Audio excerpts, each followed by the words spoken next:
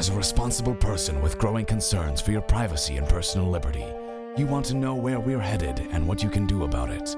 We ask the experts what you need to do to take prudent and responsible action to safeguard your family's wealth and well-being, and what basic first steps will help you to be aware and prepared. ReluctantPreppers.com. Welcome back, Reluctant Preppers. We're here again with our off-grid doctor, J. Nielsen MD. He is the founder of Safely Home and a Christian mission in Haiti, his Haiti Hideaway, where he has not only built a compound capable of sustainably supporting dozens of families, but also improving the life conditions and opportunities for the surrounding community. And we're going to probe deeper tonight with him than we ever had an opportunity to in the past about the analysis that he personally went through, his personal journey to creating the vision that became Safely Home, and walk us through the considerations that were on his mind and that we can consider when planning a safe place for our family should things fall apart. So welcome back, Dr. Nielsen. Thank you very much. I'm really glad to be back. I'm enjoying all of this. We're so glad to have you on Reluctant Preppers, and you really piqued some interest last time when you described the really uncommon level of preparedness that you've reached, that a lot of our listeners are doing what they can, starting to take first steps to help improve the preparedness of their families. But you've gone much farther than most folks, really. A lot of people are living in either urban or suburban environments, and they have what seem to be very limited options around them for sustainably supporting their family's life needs. They're so dependent upon municipal water, electricity, and commercial food supplies and that sort of thing, that if those became unavailable, they would have very few options to turn to other than a limited cache of to meet their immediate needs. But if you could just give us an understanding of where did you start from in this process for yourself, and what were the questions you asked yourself, what the problem was you were trying to solve, and how you approached it. Well, I actually approached it backwards because I had the need to be able to work in Haiti, and I needed to be able to not haul things in and out. And of course, I've now sent 10 40-foot shipping containers to Haiti in preparation for this project. And it wasn't until I'd been working for about 2 years to make the compound that I realized that it was Safely Home, and it is where I wanted to be, and that I needed to retool for permanent independence, not short-term living. That completely changed my viewpoint, and that's when I really sat down and said, what are all of the enumerated requirements of a getaway, and what are the benefits and the detriments of every solution we can come up with? And just before you did that, I mean, that's an uncommon exercise for most folks to take. So just if you could just for a minute just give us some of the signs of the times or whatever that led you to go down such a unconventional way of thinking. Gee, this week's been a good one with a 20% jump in silver in one day, and Ferguson, and a national budget that's $1.3 trillion with $0.34 trillion in revenues. I hope next week looks better, because this wasn't a good week for me. This made me put one giant step out of here. Okay, so you were paying attention to the unsustainable trends in the world around us and saying this can't go on forever. It can't go on forever. This doesn't end well. This doesn't end well. Okay. No one's asking the right questions, and no big decisions are being made.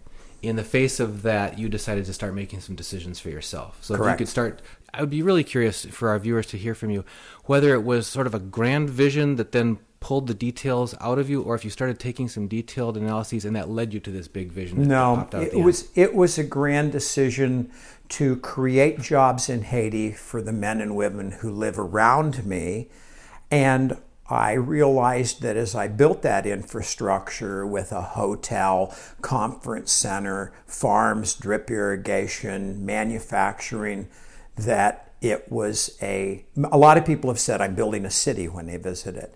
And it made me realize that I was just a few short steps away from independence, and that what I really need to pay attention to was non-renewable supplies.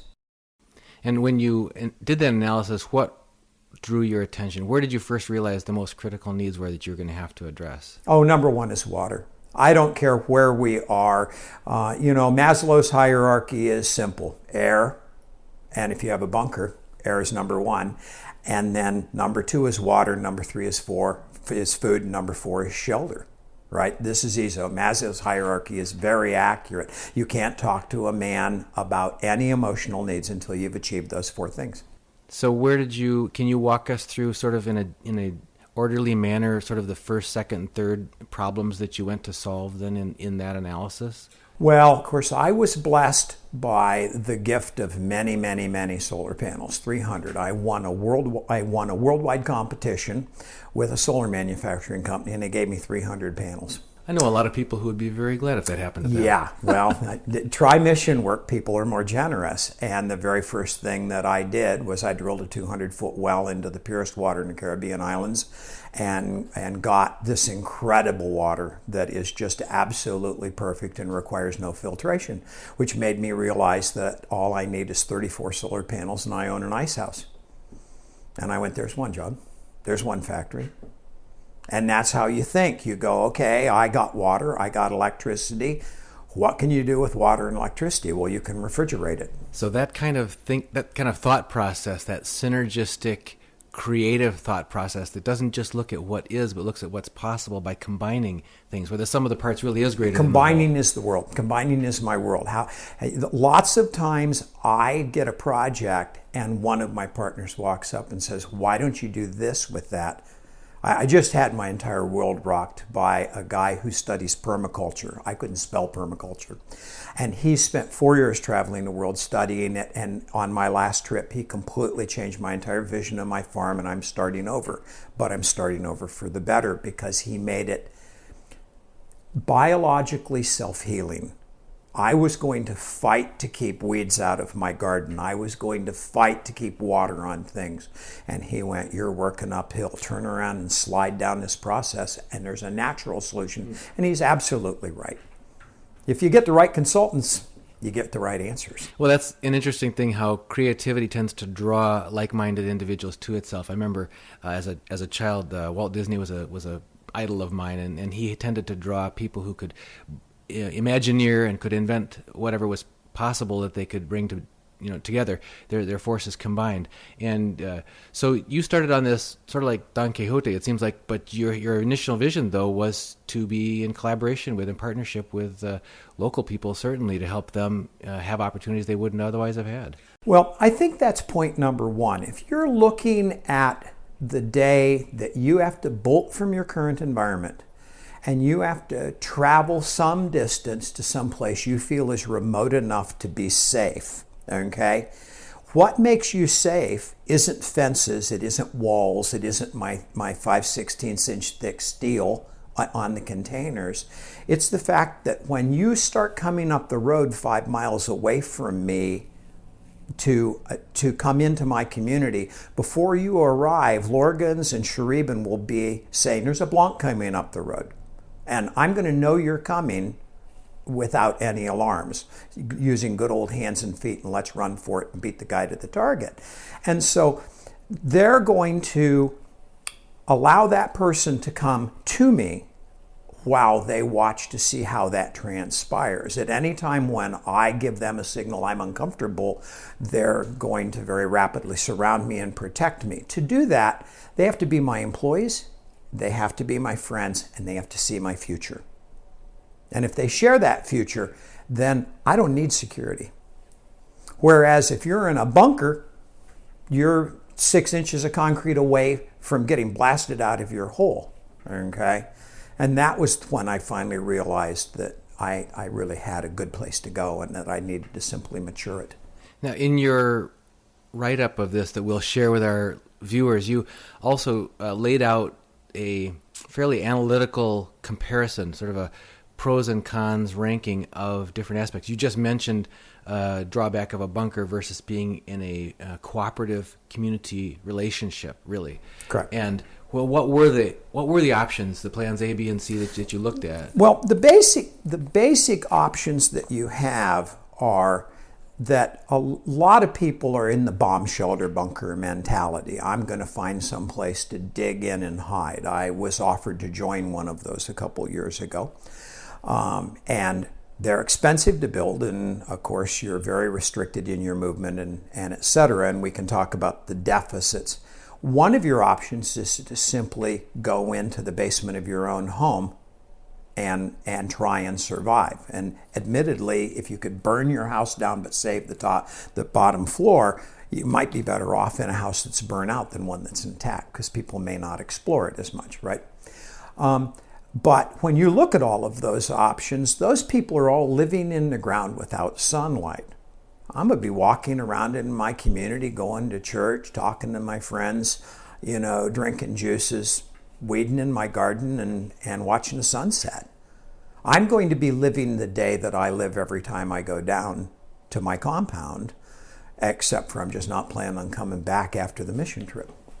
So that's one incredibly important facet to consider of your option is what's your quality of life going to be like while you're in that situation? Yeah, I talk to a lot of people who have good friends in Costa Rica, and they're buying farmland up in the mountains, and they're doing modified forms of this. I don't think they're paying enough attention to drip irrigation, water storage, electrical supply, and farming. They think they'll be able to go there and live like they live today, and it will be safe. I think the world food supply could be very jeopardized. And if you analyze the food supply in the Caribbean, or most of the third world, a lot of it's imported. Now, a lot of it is not imported and will rebound when you don't have the U.S. government and other people meddling with the affairs of third world countries. They'll go back to their natural economy. But there are 10.5 million people in Haiti. There won't be 10.5 million people 5 years after things fall apart. There will be starvation. And you have to figure out how you get through that era. Yeah, it's a bleak concept. And a lot's been written on it. Paul Ehrlich, Population Bomb. Goes all the way back to the historical text, the book that changed my life. So of those options, you're starting to lay out some of the things you considered about the dynamic differences between bunker preparations versus trying to adapt your existing home, your existing dwelling, versus coming up with a hideaway or getaway location that's completely apart from our typical modern world. Right. So what were the aspects of each of those that you... Well, the important aspect to the Safely Home project for me is I have to be able to get there. And if things fall apart, American Airlines is going to quit flying. I've seen American Airlines quit flying to Haiti because of a war there one time in 2004. Another time because the cholera was starting after the UN brought it in. It's not hard to get transportation down. But then we put together a private charter and found out it was no more expensive than taking in American Airlines, and we didn't have the limited luggage. And so for the same cost as flying in on American or Spirit, I can take in a private charter that's got twice as many seats as I need and throw bags in. Now, I still have to pass through customs. I still got all my bags have got to be legal, but that's okay. I have what I need down there. That's the big disadvantage of the distant place. The biggest drawback, the place where I get a C and going in your basement at home gets an A and your bunker gets a B. Oh, this is your A, B, C ranking system. My ranking system. So you did this, you gave weighted scores for each of these options in each of these categories. So the first category is accessibility. How do you get there? How do you get there? That's a big key, The second thing that I think is important is defensibility. And clearly your basement is not as defensible because you've got to come out and now you're outside your defenses. A bunker obviously is designed more not to come out. And I don't have that defensibility problem. Nobody's going to come. Nobody wants to come to Haiti and take it over. They know darn well it's worth nothing. And people would be amazed at how beautiful and luxuriant and vibrant the community I work in. Now, Port-au-Prince, it's a terrible place. It's also 6 hours away from me. And when gasoline disappears, it'll be 2 days away from me or more. It's 140 miles. I'll virtually be in my own country by that point in time because transportation will drop off. And that's the key. Mobility is what makes things, less defensible. The other thing is my entire compound's made out of 40-foot shipping containers. I have sheer 12-foot walls. And then you have to climb over a tin aluminum roof that makes more noise than you can believe. And when you get done, I know you're there long before you got there, And so, I built the entire compound for security for my team, but today I realize it's a very defensible platform. And when you considered, you mentioned earlier the quality of lifestyle already, and how you had planned to be able to attain not only a interesting lifestyle, but a healthful lifestyle, a rich lifestyle. I feel better when I'm down there. I'm not eating GMO food. I'm getting sunlight. I'm exercising.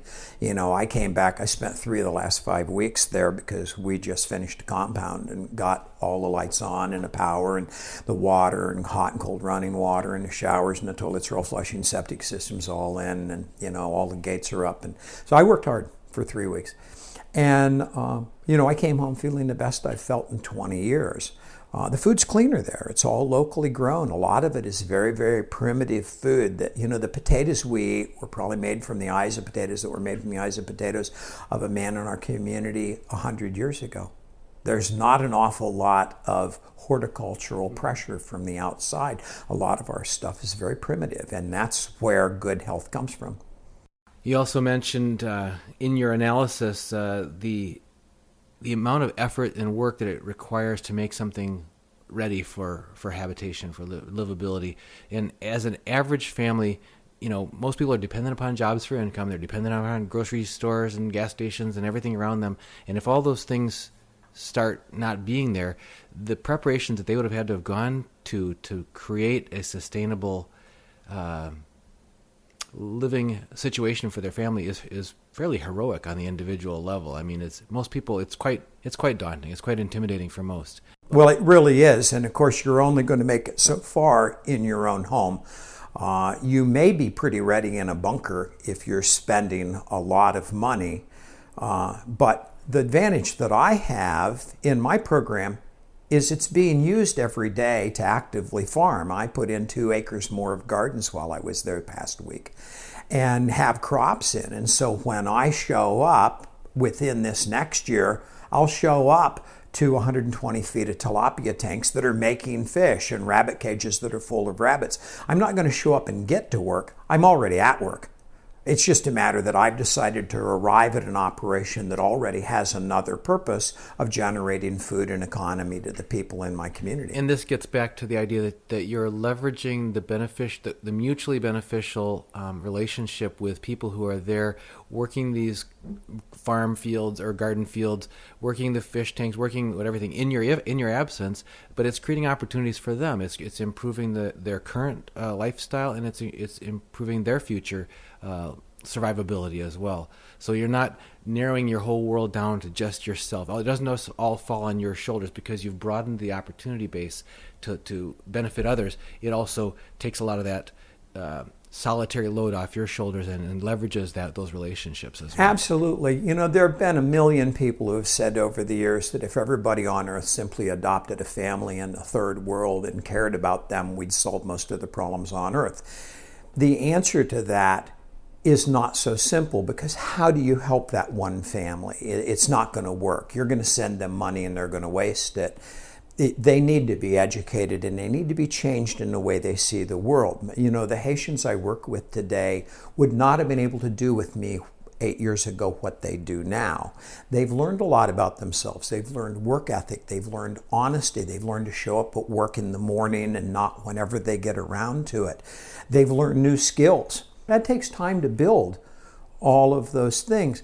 But the neat thing is that the readiness to walk into the compound comes from the fact that the primary purpose of the compound is not safely home. The primary purpose of the compound is to do the right thing in the world. And it just turns out to be safe.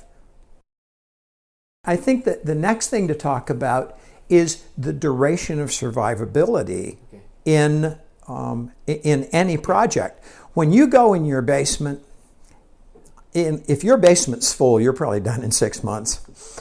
Your water supply probably isn't going to make it 6 months if they cut off the city tap, and you're going to be going outside hoping it rains, right? In a bunker, it may even be shorter. You may be in a tighter environment with less room and less opportunity to collect. I have 50,000 gallons of water sitting in roof tanks right now that filled automatically from solar yesterday and stay filled on their own. And, the vegetables are coming up. And there is no end. My challenges are things like making sure the Haitians understand to save the best plants and let them go to seed, so that I'm doing my own seed saving with non-hybrid products, and expanding my territory. Going, hey, we did this and we made it and we're all okay and we have food and we have water and we have security. Now can we add pasture? Now can we add economic opportunities? We need to, in the environment that things have fallen apart, someone needs to show the leadership, not just to rebuild their community, but to rebuild their country. I've had the Minister of Agriculture for all of Haiti on my farm every other trip. The assistant to the President of Haiti came and visited me last year and spent 4 hours. These men have been on my property. One of the things that I explained to them is that one of the reasons I'm building out of 40-foot shipping containers and then welding them in circles is I'm earthquake-proof and hurricane-proof. No hurricane is going to come and pick up 27 shipping containers, even though they're empty. And they are, by themselves, they're a risk in a hurricane. Mm-hmm. But welded together in great big platforms, no hurricane's picking them up. What if I hear on the internet that a Class 5 Katrina's coming at me? I can go take everyone in my community, shove them inside containers and inside the conference center. I may lose my roof, but no one will die. I can go get all of my animals and put them in the 2 circular compounds that are outside and let them hunker down, and they'll do the Noah's Ark thing and be nice to each other in a crisis, which animals do. And when we come out and every house in the Savanette is knocked flat from 200-mile-an-hour winds, everyone will be alive.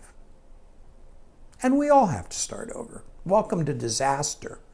But we'll still have more solar panels to pull out. The wells will be in the ground. You pump the water and you go, well, that hurt, but that's okay. Get out more drip irrigation. Let's start over again, And the first thing you have to do is you have to be in a place that you can always know you'll always be able to go on, and that you won't run out of the basic supplies. And as I tell people all the time, the Haitians have been living in a Savanette for 500 years with none of my technology, and they're still there. Now, I don't think they're living very well, but they're not gone. This is a survivable environment. So I know we talked to Jerry Robinson, who's an author of a book called The Bankruptcy of Our Nation, and he talked about the wisdom of his father mentioned to him of living more than one tank of gas away from a major metropolitan area, because the people who are the most vulnerable, really, to not having any sustainable source of food, water, that sort of thing, are those who are in the most dense urban areas. Absolutely. And in your case, Haiti is, on average, much less populous, but there are poor, hungry, clever human beings there who would be desperate if their systems that they're depending on, even for their standard of living, fall apart. So you've talked about the alliance and the mutual relationship you've built with the local communities around you. What is your thought process as kind of a worst case scenario if you did have a lot of people wandering out of Port-au-Prince desperate? I mean, if the government folks there know that there's this American there who's got this really better standard of living over there, isn't that going to be a magnet for people who are desperate? I think it is. I'm not going to be alone. Remember, there are 10,000 short-term missionaries in Haiti who have compounds. Most of them aren't as well equipped as I am. I don't know if any of them are, because nobody's come at it from my angle. But they're all capable of surviving, and they'll all be in that situation. And they've all developed the same relationship with their community. The people, we had a war with rebels in our country until 2004. And it finally ended because the Haitian people got tired of it. And one night, every Haitian stood up with a machete and walked up to a rebel and knocked his head off. And overnight, there weren't any rebels. There weren't any elections, there weren't any police actions, no decisions were made. It was like the country said, this is killing us, we can't stand a war. And the rebels weren't that great in number. I think that's the response you would see. Haitians are intrinsically very good people and peace-loving. I would simply explain to my people, there's one road in and out of our community. Let's go get the backhoe and let's cut it. Now let's put up watch stations on the back walkways so that nobody's coming in on bikes or motos, as we call them in Haiti, and stop everybody. People who don't want to be stopped, bring them to me. If you want to understand what the end of a really ugly environment would look like, read Larry Niven's Lucifer's Hammer, a great story in which a asteroid hits the Earth in the Gulf of Mexico and California breaks off in the United States and the United States falls into the sea. And it's the story of what happens in California. Also, Malaville, the famous 1953 book of End Nuclear Holocaust, and a group of people who happen to be in a cave and come out to find themselves alone. Two wonderful books that walk you through the process of how ugly can this get, what bad decisions early on will I make. You know, in Malaville, it was shooting up all your ammo on day 2 and realizing that you could just die for that ammo in a year. Okay? And that was one of the big mistakes they made, is that they just were, you know, today's the day. No, tomorrow is the day. You're always going, this may be the last of this I ever have, and you have to think that way. Right, that's the flip side of the sustainability part. There are some things that aren't so easy to recreate, and those things has to be prized. And that's the reason why one of my next investments is a 40-foot container full of rebar and cement. I got all the sand and stone I need. And water. And water, yeah, okay? But I do not have rebar and I do not have cement. And I intend to stockpile it. Your thought process about long-term sustainability led you also to look at power. You mentioned your clean water wells that you were fortunate to be able to, and that's a key. And anyone can do that. If you go out and buy a $2,500 Grundfos pump, but German, and you go out and buy 12 First solar panels, 70, they say 70 watts, but actually they rank in at about 82. And you tie them directly slaved, no inversion, no nothing, DC straight to the well. I can draw 16 gallons a minute from 200 feet. Okay? That's going to get you water any place on earth. You throw in good boreline hose so you can maintain that pump and a cable on it. And you have a system for about $7,000 that is going to give you clean water the rest of your life without the city municipality. And that same solar system is capable of being inverted over. We're running our entire compound right now on 8 Royal batteries. And I mean standard deep cycle, not the great big 300-pound things. We're running the entire compound and running at 50% capacity. By the time we get up in the morning, we're running fans, lights, pumping water up into containers. People would be surprised at how effective solar inversion really is, especially if throughout the day you use the power the sun makes and store it. Most of the panels use more than they need. If I take that same Grundfos pump and hook it up to a 6,500 watt 110 source, which it will do intelligently without anything other than a knife switch, boom, I am 160 gallons a minute. That's a bunch of water. That's a lot of irrigation. And so, that's really how you learn to look at things. Your water is your electricity, is your power. But we also have to look at things that aren't. I'm growing moringa. The moringa bean is the object in the world that is the closest to making diesel out of a plant. I've got 4 Lister generators that are 6,500 watt, 12 horsepower, single lunger, turn of the last century, 1900, protege of diesel generators. And they'll run on lipstick, okay? And I can run my moringa seeds through cheesecloth and cut it 5-to-1 with gasoline and run my generators on stuff I grow on my own farm. Those containers are very dark in the back. You take a Pepsi bottle, put a teaspoon of bleach, fill them full of water, put a 4-inch hole saw in the wall of a container and shove it through a wall of a container, and you have 55 watts in the back of a container during the day when you can't see your hand in front of your face in that container. There are a lot of things that we can do that keep the utilization down. This last trip, I went 3 days, never fired a generator, and we were doing construction. We ran table saws, everything but welders. I can't weld off of inversion and risk putting a surge into the inverter. I'll run a generator for that right now. But I can run any of my equipment, including my machine shop, off of my inverter. Anybody can do this. This is not that big of an investment. The Amish have perfected solar.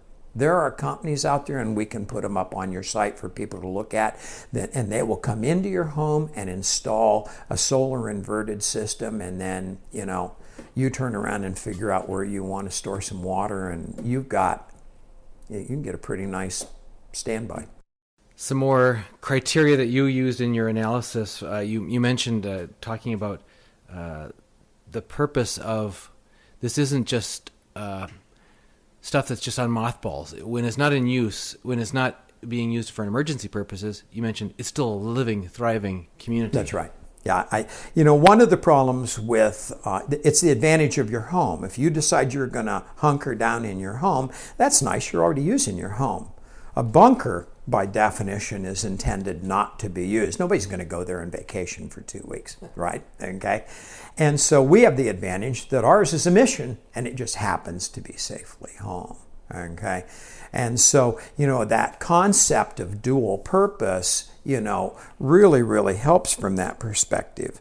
One of the things, too, that you have to look at where you're at is I was approached by a group that wanted my wife and I to join them because I'm an old ER doc. I know how to do surgery. I could take your appendix out if you needed to. You wouldn't want me to. Or have a surgeon do it, but if you need it, I can do it. Okay, I do some pretty amazing surgery in Haiti sometimes. And my wife is a psychologist and a school teacher, and these people profiled us, and they came to us and said, would you like to join us? And they wanted $250,000 entry fee. And I looked up at the guy and I said, quit talking to me. You don't want to give me information that you don't need me to know. You guys are very secretive. I'm not secretive, okay? And I said, so quit talking to me. I'm not doing it. And he went, boy, I can't believe you're turning this down, Doc. And I went, I'm all set up. And he went, oh my gosh, Haiti. And I said, look, you're going to have a bunker someplace in North Dakota, and you're going to come out in May, and the permafrost is going to start to thaw, and maybe you can get some tomatoes and some potatoes to come up before the first frost in the fall, and you're going to spend every day in a 55-degree room with 2 coats on, cold and damp. I said, and I'm going to be sipping a mint julep sitting under a palm tree and talking to my friends. I said, seasonal availability is a big key. The people who will survive in a very difficult time are going to be south of Tennessee and down to the equator. And the people who are north of that had better have some kind of a winter plan. Now, if you've got a big wood lot and a lot of wood and you like chopping wood, obviously we all know that we did that through the past 500 years in this country in French and Indian War. But I don't want to live like that. I don't want to spend all my time chopping wood to stay warm.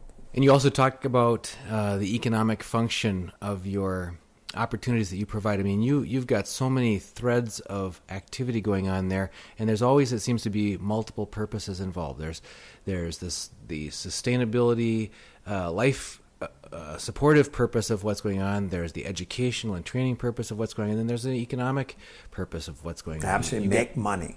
Everybody needs to be able eventually to make money, because eventually you need things that you have to trade or buy. And, we live 2 miles north of the largest rice field in the Caribbean. I will never need for food. Okay, I'll always be okay. I can get all the oil I need from the palms and the coconuts that grow all around me. I have excellent oil supplies. I'm growing rabbit, and we'll have all the fish I need, and goat, and etc. But the key is that we have to get to the point where the people who live in our community have a part-time job that they too can make money. We don't want them to envy our dollar bills, right? We want them also to be making their own living so that they see us as something to protect, because we're their lifeblood. And, so we are in the middle of manufacturing a machine that is going to let us make floating fish pellets. There are 17 tilapia growers in Haiti. There should be more. This is a great thing to do in the tropics. We want to teach people how to do tilapia aquaponics, which is our school. And then we want to make non-GMO floating fish pellets and sell them. The beauty being that the people who live in the community can grow the cassava and the moringa and the sorghum that goes in those pellets to feed those fish. And now everybody in the community can grow a drought-resistant crop that I can sell outside my community. We want to put together a welding school, but all welding schools weld. Nobody in Haiti knows how to do specialty metals. We want to get TIG 4000s in there and get to the point where we can maintain equipment that no one else can fix. We're very interested in solar technology, education, and local production. The kind of solar equipment that's needed in the tropics is different than what you need in America because everything's made to be bolted to an air-conditioned wall. Our stuff is commonly on a wall that's 120 degrees and it burns out. We're learning that. We're figuring out how to do that. That's something we could turn into a business. And we're going to make a solar ice house. And then we raise rabbit, we raise tilapia, we package it, we freeze it, take it to the Dominican Republic and sell it for twice what we can sell it for in Haiti. You just have bamboo. Growing bamboo. This is the most important scaffolding material, furniture material, flooring material. I can make hydraulic pipe out of it. I can make musical instruments out of it. There's no end to what I can do with bamboo. We have hundreds of plants growing down there now on drip irrigation that are going to explode this year, and they make shade. One of the reasons that a lot of people who are currently embedded in the modern paradigm in urban and suburban settings don't leave, the reason that they feel like they can only go to the Caribbean on vacation, for example, is that's their job. Their career seems to be tied to this modern world. But you've found a way to leverage your big city schooling and bring value into that community through that. And you've found avenues for other people who have other skills to also be able to deliver those services or whatever in that alternate setting as well. If you can just kind of, what's the range of examples of things like that you see transportable into that environment? I mean, it's infinite. I have 50 of them. One of the most interesting ones is I'm working with an organization out of Germany called Anamed, and I grow a plant called Artemisia, which is the only known treatment for multiply drug-resistant malaria in sub-Saharan Africa. The World Health Organization is furious about this plant because none of their drugs work and they don't want to see an herbal succeed. And I can turn that into a cash plant to treat malaria throughout the Caribbean in a heartbeat and be, the supplier. And we have greatly improved that productivity and are finding other uses for it. That organization, Anamed, has 49 other plants that are all pharmacologically active products. One of the things we're all going to miss when the world takes one giant step backwards is going to be pharmacology. Pharmacy's gone, yeah. Yeah, pharmacy's gone. You won't have Bayer aspirin, but you do have a willow tree or you do have a wild cherry tree for your salicylates, if you're smart enough to know that. We want to grow those and more things. I'm learning about Venus flytraps right now, an incredible natural antibiotic. You hear it advertised on AM radio. It's true, okay? And my Artemisia is a natural antibiotic. And so we want to make a pellet processing facility so that we can press herbal tablets and become the what do we call it? The industrial pharmacy industry in the Caribbean, because we're the only people who have any medicine. And some of these things would be relatively simple. I mean, you can make an aspirin pill in a bathtub. It's not hard to get the salicylates out of willow. I got to tell you, I don't know what tropical plant has salicylates in it, but give me another year, I'll figure it out. and et cetera. And that's the key. The key is to have that ability to say, okay, look, we learned a lot over the last 200 years in pharmacology, and we now have learned a lot about herbal medicine, which is what I specialize in. How do I bring that knowledge together with a pellet processing plant and make pills? There are a million of these. Every time I do this thing where I take everything that I have in my mind and I put it on the abscissa and the mantissa of a massive chart, and then I go put the two items together and go, how do those two items go together? Got nothing. Sometimes you look at it and go, got nothing, and sometimes you go, oh my gosh, I never thought about that. Combinations. Combinations. What are my assets? Am I thinking about all of those combinations of assets? And when you do that, really smart people, and I'm surrounded by them, I've got some really great people, that are on our team, just come back with tremendous ideas, like Aaron did with the permaculture. Just changed my entire world in one sense. It makes me think that other members of the Reluctant Preppers viewing community that have specialized skills that have proven themselves out in the modern world might be curious about exploring with you how those skills might transport or translate into adding value in such an environment. I want to talk to them. I want to meet those people who look at what I'm doing and say, that makes a lot of sense to me. I want to participate. We have the room. I have infinite room. I mean, it's miles to my next non-neighbor. I mean, I have 1,500 people who are my neighbors. They'll all willingly rent or sell land to me. And we can keep expanding until we contain as many people as possible, as long as each person who comes creates a wider base of stability to the community. Right now, I'm really short on teaching. One of the things that I really realize is that I don't have the people to teach my grandchildren what they need to know. Right now, I haven't done the work to develop a paper-based, because I don't trust electronics to survive, okay? EP pulsing could be a huge issue. Simply not having a working net could be an issue. I got a question whether or not you want to be pointing a radar dish in the sky so people know where you are, okay? I think you want to be on ham radio with no microphone and listening. I think that's about the level of technology I'm going to be at. But I don't have anybody who's built my school system. We need to be collecting all the textbooks. One of the great characters in the book Lucifer's Hammer by Larry Niven is a geeky, four-eyed guy who collected the 5,000 greatest books in the world containing knowledge you'd need if the world ever fell apart. Wrapped them in aluminum foil, wrapped them in saran wrap, dipped them in wax, and filled a cistern with them and sealed it. And then when they were interviewing people on the mountain to say, do you get to come in? How much value do you bring to our community?